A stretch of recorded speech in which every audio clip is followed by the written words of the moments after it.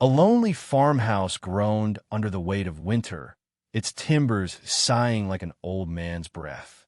Inside, a woman named Alara moved through the muted light, her form a ghost in the dawn. She was a silhouette of quiet dignity, etched by the relentless chisels of hardship and the constant, gnawing hunger of an empty pantry. Her hands, gnarled and raw, told stories of ceaseless toil, of dreams deferred, of a life lived on the ragged edge of enough. Alara was a single mother, her days a relentless cycle of work, worry, and the fierce, protective love she bore for her two small children. Her diner, a faded beacon on a forgotten highway, was more than just a business. It was the fragile membrane separating her family from the cold, indifferent maw of destitution. But the diner, like Alara herself, was weary. Its roof leaked, its ancient stove sputtered, and the cracked linoleum floor mirrored the fissures in her own hope. The small town, a collection of tired buildings clinging to the desolate landscape, barely noticed Alara. She was just another face in the tapestry of struggle, easily overlooked, easily forgotten. Her children, however, saw her as a titan, a fortress against the encroaching darkness, and for them, she would always find a way. Her inherent goodness, a quiet flame that flickered despite the gale-force winds of her circumstances, was her most profound, yet unseen, strength. It was a strength that asked for nothing, expected nothing, and yet would ultimately move mountains. The rain came, a relentless curtain of steel-gray water that lashed across the fields like shards of glass. It hammered against the diner's thin windows, a drumming prelude to the storm that raged both outside and within Alara's heart. The wind howled, a banshee's cry, tearing at the loose shingles of the diner's roof, each gust a fresh reminder of the repairs she couldn't afford, the debts that piled like stones around her neck. Then, through the blurring veil of the downpour, a shape materialized on the roadside. It was a motorcycle, black and gleaming even beneath the deluge, lying on its side like a fallen beast. A figure, cloaked in sodden leather, knelt beside it, head bowed, utterly defeated. He was a stark, solitary silhouette against the raging elements, a man reduced to raw vulnerability by the indifferent fury of nature. Alara hesitated, fear a cold serpent coiled in her stomach. The man was large, his presence intimidating even in distress. His leather vest, adorned with patches she couldn't quite discern through the rain, hinted at a world far removed from her quiet struggle. Her mind screamed at her to lock the door, to protect her children, to simply look away. But then, another voice, softer, yet infinitely more powerful, whispered in her heart. It was the voice of compassion, the deep-seated belief that no one, not even a stranger, should be left to suffer alone in the storm. She pulled a worn, oversized raincoat from a hook by the door, its fabric thin and threadbare. Her hands trembled slightly as she tied a scarf around her head, bracing herself against the onslaught of wind and rain. Her children, sensing the shift in her demeanor, watched her with wide, silent eyes. She offered them a weak, reassuring smile, a flicker of light in the dimness. Stepping out, the storm immediately enveloped her, snatching her breath away. The rain was icy, stinging her skin, but she pushed forward, each step a small victory over her fear. As she drew closer, she could see the biker more clearly. His face, when he finally looked up, was a mask of exhaustion and cold, etched with the kind of grim determination that only hard living could impart. His eyes, however, held a flicker of something else, a raw, almost childlike vulnerability that pierced through his hardened exterior. "Are you all right?" she called out, her voice thin against the wind's roar. It felt like a foolish question, given the circumstances, but it was all she could manage. The biker slowly pushed himself to his feet, his movements stiff with cold. He was indeed a formidable figure, tall and broad, his presence filling the air with a quiet power. His gaze, direct and unwavering, met hers. "Bike's dead," he rasped, his voice rough, like gravel underfoot. Engines ceased. No signal out here. He gestured vaguely at the desolate road stretching in both directions. There was no pretense of machismo, no bluster, just the plain, unvarnished truth of his predicament. He was stranded, utterly at the mercy of the storm and this lone woman. Alara looked at her diner, its single, flickering neon sign a pathetic attempt at welcome. She thought of her meager savings, of the gas bill due, of the empty shelves in the pantry. Every fiber of her being screamed to her to turn back, to protect what little she had. But the image of her children, their innocent faces filled with trust, flashed in her mind. Her grandma's words, a mantra from her childhood, echoed in her ears. When you can help, you help. That's it. You can't stay out here, she said, the words surprising even herself. Come inside. Get warm. I have coffee and a phone. The biker's eyes widened almost imperceptibly. A flicker of something akin to shock, then profound gratitude, crossed his face. He simply nodded, a silent acceptance of her unexpected offer. He hoisted his heavy leather jacket higher, shielding his head as he followed her, his boots squelching on the muddy ground. Inside the diner, the warmth was a fragile shield against the raging storm. Alara led him to a booth in the corner, its vinyl cracked and peeling, but dry.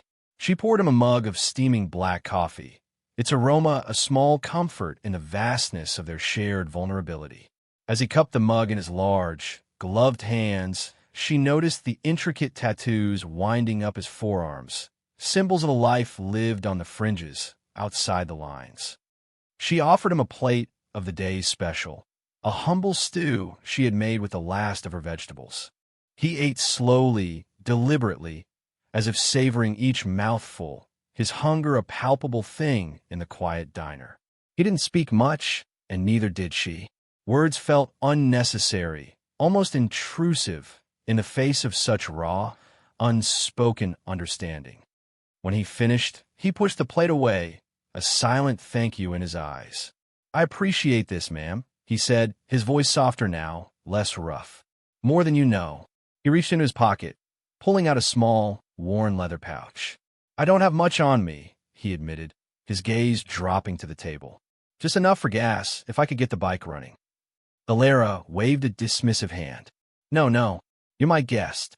Just get warm. Get dry. She handed him the diner's ancient rotary phone, its cord frayed and mended multiple times. Here, call your people. He took the phone, his fingers tracing the worn numbers. He made a quick call, speaking in hushed, clipped tones, a language she didn't quite understand. When he hung up, he turned to her, a faint smile touching his lips. They're on their way. Be here by morning. He stood to leave, his imposing figure filling the small space. I'm indebted to you, Alara, he said, using her name for the first time. You showed me kindness when I had nothing. I won't forget it. He paused, his gaze sweeping across the tired diner, lingering on the leaky ceiling, the flickering lights, the worn-out equipment.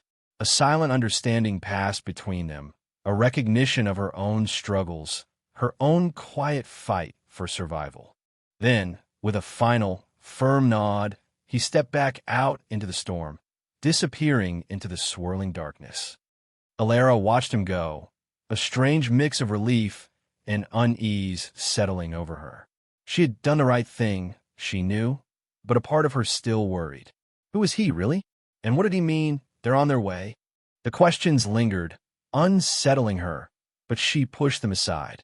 She had children to feed, a diner to open, a life to continue, regardless of the mysteries that briefly touched her world. The next morning, the storm had passed, leaving behind a world scrubbed clean, but no less desolate.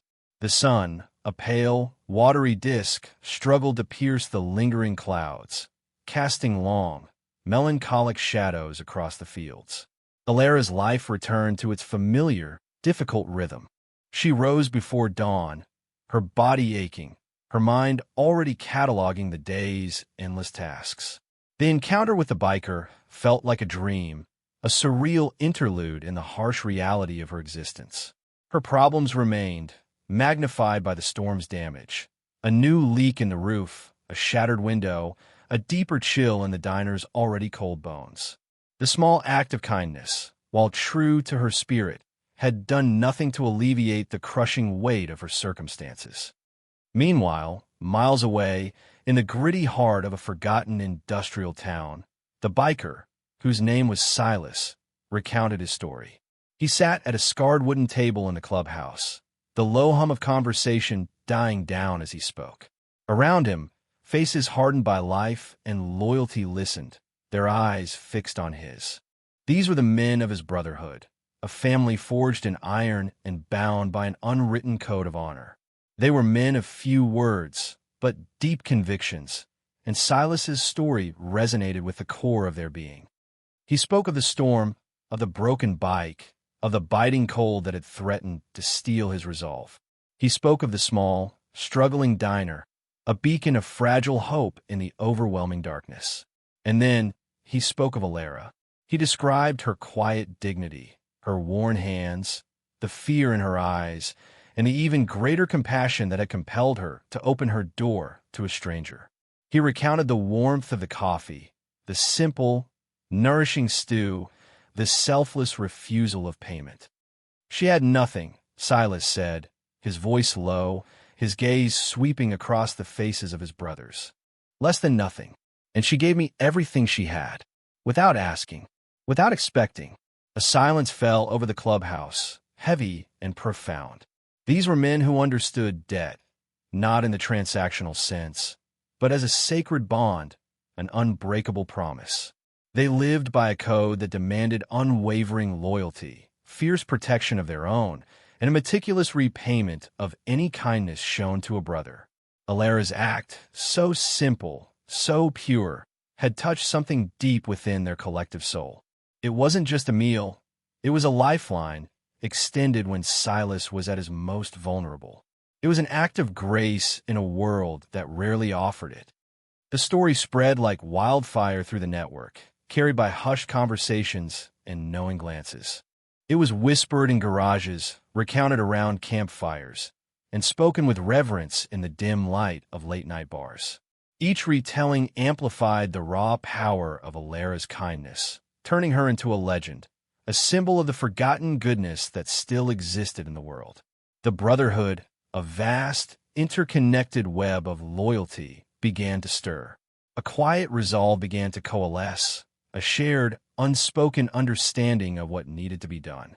The debt, incurred by one, was now the debt of all, and the repayment, they knew, would have to be equally profound. Alara, oblivious to the storm brewing on the horizon, continued her struggle. The diner's roof leaked with renewed vigor, a steady drip, drip, drip that echoed the slow erosion of her strength. Her children, bundled in their thin coats, huddled closer to the sputtering space heater, their small hands clutching mugs of lukewarm cocoa. The memory of the biker, Silas, was a distant, almost dreamlike echo, quickly subsumed by the relentless demands of her present.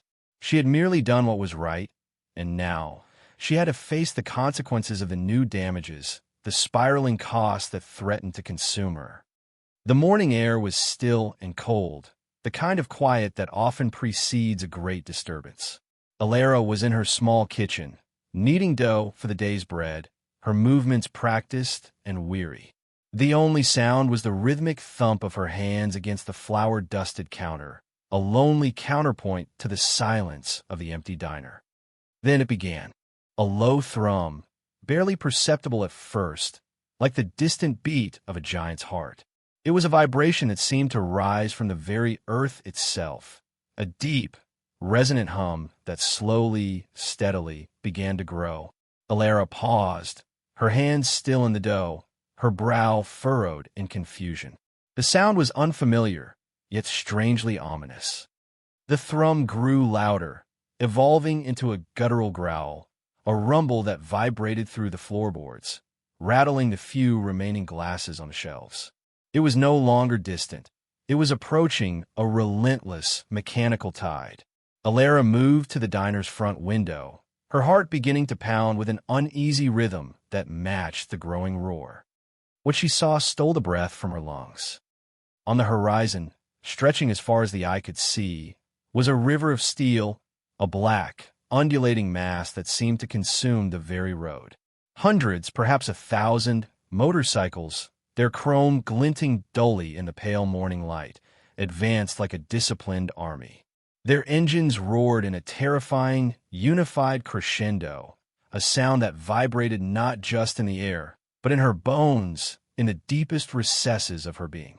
It was an overwhelming, ground-shaking roar, a primal sound that spoke of immense power and unstoppable momentum. The lead bike, a massive machine with a single rider, was unmistakably Silas. His face, grim and unreadable, was framed by the dark helmet. Behind him, wave after wave of bikers followed, their leather jackets and vests a sea of black, their faces obscured by helmets and dark glasses. They were an army on wheels, a force of nature made manifest, and they were bearing down directly on her small, isolated diner. Panic, cold and absolute, seized Alara. Her hands flew to her mouth, stifling a gasp. Her mind raced, grappling with the impossible sight. This was it. She had made a terrible mistake. Her kindness, her foolish, naive compassion, had brought this upon her. This wasn't gratitude. This was retribution. This was the dark side of a world she didn't understand, finally catching up to her. She thought of her children, still asleep in their small, cold room behind the diner. Her maternal instinct, fierce and primal, screamed at her to protect them, to shield them from this overwhelming, terrifying invasion. She felt a profound and crushing regret, a bitter taste in her mouth. She had risked everything, and now, it seemed, she would lose it all. The town, a cluster of houses barely a mile away, had also woken to the thunder. Doors slammed shut, curtains twitched, faces, pale with fear, peered out from behind drawn blinds. Whispers, laced with terror, spread like wildfire. The Hell's Angels, someone breathed, the name itself a chilling pronouncement of doom. The community, always quick to judge, always suspicious of outsiders, saw only the menacing exterior, the symbols of rebellion and danger. They saw an invasion, a punitive force descending on their quiet, forgotten corner of the world. And in their fear, they abandoned Alara, isolating her further, leaving her utterly alone to face the terrifying tide. The roar swelled to an unbearable pitch, shaking the very foundations of the diner. Alara pressed herself against the window, her breath hitched in her throat, her eyes wide with unadulterated terror. The world outside had transformed into a maelstrom of sound and chrome, a terrifying spectacle that transcended anything she had ever imagined. The lead bikes were now directly in front of the diner, their engines screaming, their powerful headlights glaring like malevolent eyes. Then, as if on an invisible signal, the entire convoy came to a sudden, jarring halt. The roar, which had moments before been deafening, died abruptly, replaced by a profound, almost suffocating silence. It was a silence so absolute, so heavy, that it felt like a physical presence pressing down on Alara, stealing the air from her lungs. Hundreds of engines, cut in perfect unison, left only the faint, metallic ticking of cooling machinery. Silas, the biker she had helped, dismounted his bike with a deliberate, almost ceremonial grace. He removed his helmet, revealing a face still grim, but now softened by a quiet intensity. He looked directly at Alara, his gaze unwavering, and then, slowly, he raised his hand. In a breathtaking, synchronized movement, every single biker in the vast convoy removed their helmets. 1,000 faces, some weathered and scarred, some younger and fiercely loyal, were revealed. A sea of eyes, all fixed on Alara, reflected a singular, powerful emotion: respect. Then, in another collective gesture that sent a shiver down Alara's spine, every man bowed his head in unison. It was a gesture of profound reverence, a silent, powerful acknowledgement of her worth. Silas stepped forward, his boots crunching on the gravel path. He stopped just a few feet from the diner door. His voice, when he spoke, was deep and resonant, carrying across the hushed expanse of the gathered brotherhood. "Alara," he began, his voice devoid of any menace, filled instead with a solemn gravity. "You fed me when I was cold. You gave me shelter when I had nowhere to go. You showed me kindness when I had nothing. You saved me."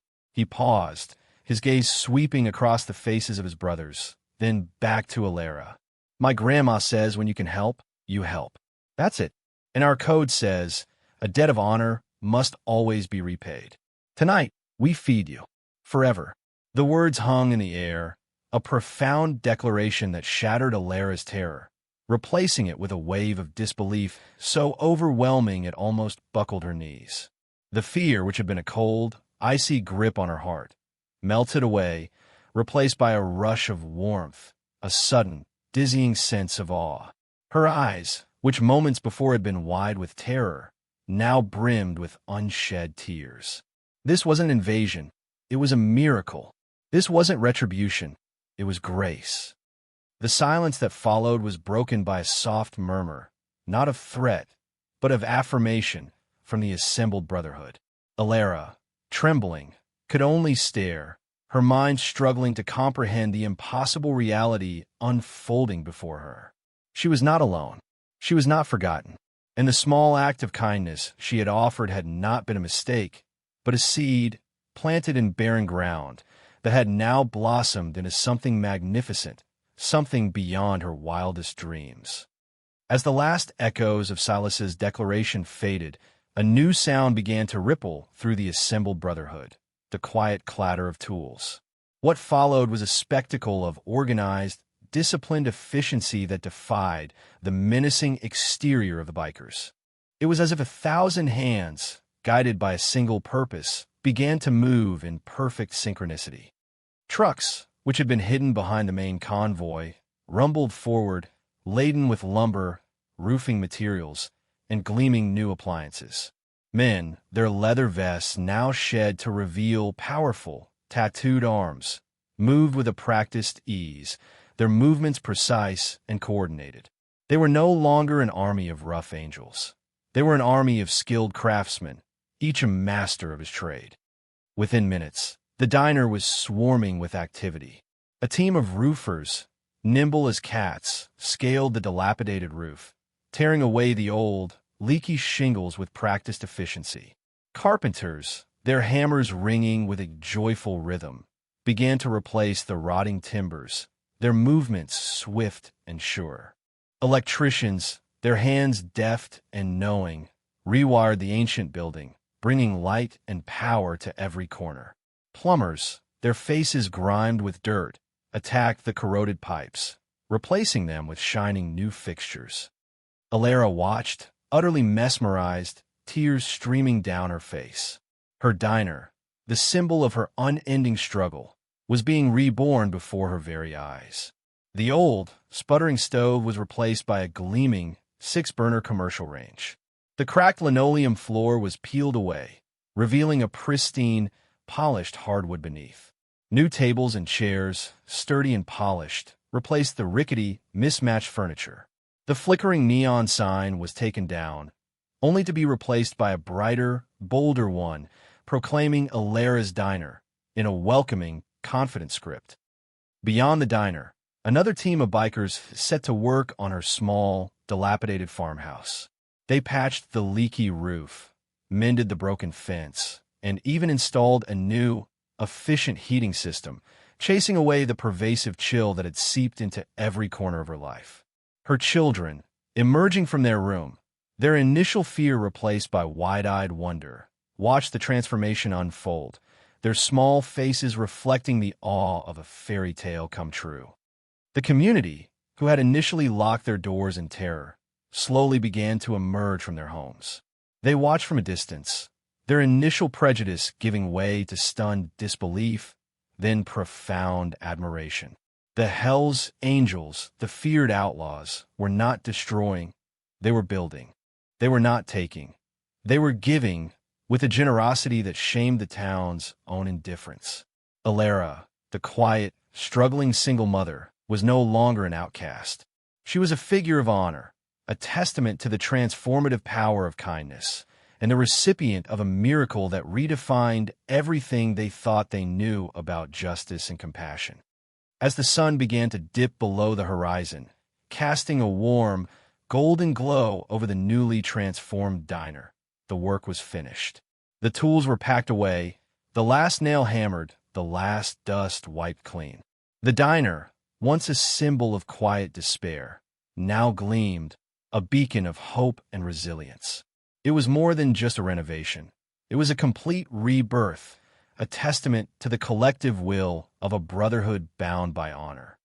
Silas approached Alara, a faint smile touching his lips.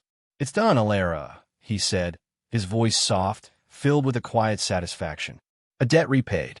With interest, Alara could only nod, her throat tight with emotion. Words felt inadequate, too small to express the overwhelming gratitude that swelled in her heart. She looked at her diner, so bright, so new, so filled with promise. She looked at her children, their faces alight with a joy she hadn't seen in years. And she looked at the sea of bikers, their faces now softened by the evening light, their eyes reflecting a profound sense of accomplishment. Then, as silently and as swiftly as they had arrived, the bikers began to mount their machines. There was no fanfare, no grand pronouncements, just the quiet, disciplined movements of men who had fulfilled a sacred obligation. Silas, before he swung his leg over his bike, paused. He reached into his vest pocket, pulling out a small, intricately carved wooden bird. He placed it gently on the newly polished counter of the diner. "For you," he said, his voice barely a whisper. "A reminder of what kindness can do." Then, with a final reverent nod, he mounted his bike. The engines, which had been silent for hours, roared to life, a deep, powerful symphony of gratitude. The convoy, a river of steel, began to move, a slow, majestic procession that flowed away from the diner, back down the open road. As each biker passed, they offered a silent salute, a final acknowledgement of the woman who had, with a simple act of compassion, transformed their world as much as they had transformed hers. Alara stood in the doorway of her new diner, the wooden bird clutched in her hand, watching them go. The roar of the engines faded into the distance, gradually becoming a soft hum, then finally, just a memory carried on the wind. The world, which had been so dark and cold, now felt vibrant, alive, filled with an incandescent hope. Her life, once a landscape of endless struggle, was now a garden of possibility. The diner thrived, a bustling hub of warmth and welcome, its tables always full, its kitchen always alive with the scent of good food. Alara, no longer burdened by debt or worry, found herself with a newfound freedom, a lightness in her step. And true to her nature, she used her blessings to bless others. She offered free meals to those in need, extended a helping hand to struggling families, and became a quiet pillar of strength in her community. The wooden bird, a small, unassuming symbol, sat proudly on the counter, a constant reminder of the day a simple act of kindness had brought an army of angels to her door. And so, the story of Alara and the Brotherhood became a legend, whispered from town to town, a testament to the profound truth that kindness, once given, always finds its way home. It begs the question, doesn't it? What small act of compassion might you offer today, unaware of the ripple effect it could create, the mountains it might move,